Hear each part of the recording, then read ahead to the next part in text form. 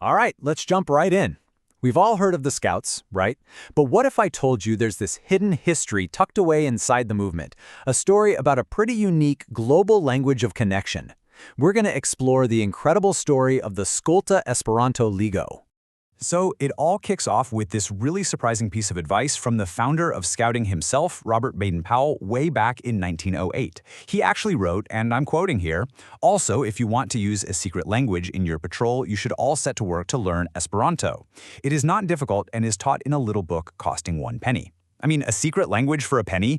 That's an offer that's pretty hard to refuse.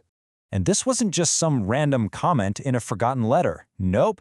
This advice was printed in Scouting for Boys, which was the original foundational handbook for the entire movement. Baden-Powell literally put the idea of learning this special language right into the hands of the very first Scouts. What's really cool is seeing how that one little sentence sparked a whole century of connection. From Baden-Powell's suggestion in 1908, it only took about 10 years for the Skolta Esperanto Ligo, or SEL for short, to be officially founded. Fast forward to 1964, and the International Scout Committee itself recognized its potential, and by 1969, they even had their own textbook, the Jambo-lingvo language. So this brings us to the heart of the story, the Scout Esperanto League. I mean, what is this organization that basically grew from just a single sentence in a handbook? Well, it's pretty straightforward. The Skolta Esperanto Ligo, or SEL, is basically an association of Scouts, former Scouts, and anyone who supports them who all use the international language Esperanto. And their mission? It's all about connecting with Scouts in other countries, breaking down those language barriers to build a truly global community. And their purpose is super clear, built around 4 core goals.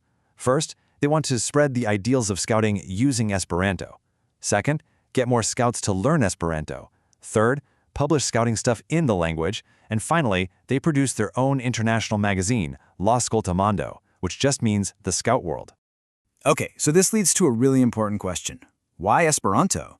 I mean, in a world with huge languages like English or French, why go with a constructed language?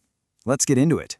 For anyone who doesn't know, Esperanto was created in the late 19th century by a guy named L.L. Zamenhof. His whole idea was to make a language that was really simple to learn and, this is the key part, politically neutral. It was never meant to replace your native language, but to act as a fair and easy second language to just bridge the gaps.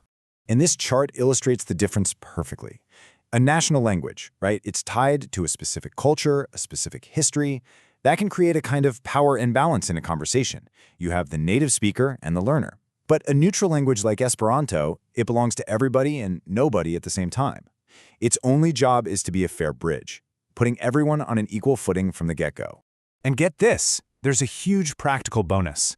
If you're a busy Scout trying to earn badges and go on adventures, time is everything. Well, it's estimated that Esperanto is up to 5 times easier to learn than a lot of national languages. That makes the idea of talking to Scouts across the globe feel a lot more possible, So you might be wondering, who are the people making all of this happen? And that brings us to their all-volunteer network. Seriously, how does a global organization even run with 0 paid staff? The answer is just pure passion. The Skolta Esperanto Ligo is run completely by volunteers. From the international committee that makes the big global decisions all the way down to the individual country reps, every single role is filled by someone who's dedicating their free time to this cause. Now, as you can see here, that volunteer model is a classic double-edged sword. On one hand, it's their absolute greatest strength. You've got these independent national sections that can adapt to local customs, and it creates this incredibly passionate, self-reliant community. But on the other hand, it's their biggest weakness. The whole organization depends on the perseverance of volunteers who are also juggling jobs, families, school, life. So if a key volunteer gets burned out, an entire national section can literally just disappear. So how do they fight against that fragility and actually build for the future? Well, they've got a plan. Let's take a look at their 10 steps to a better future. It's basically a blueprint for building a community from scratch. So phase 1 is all about what one person can do. It really starts with an individual. Step 1, find a representative for your country or become one. Step 2, start a member list and actively look for other people who are interested. Step 3, and this is so important, plan for someone to take over by finding a substitute. And step 4, build a small team to share the work. It's all about laying a solid foundation. And from there, you move into forming a real group. You start a newsletter, you run campaigns at Scout events, you host meetups, and you start to create a formal structure.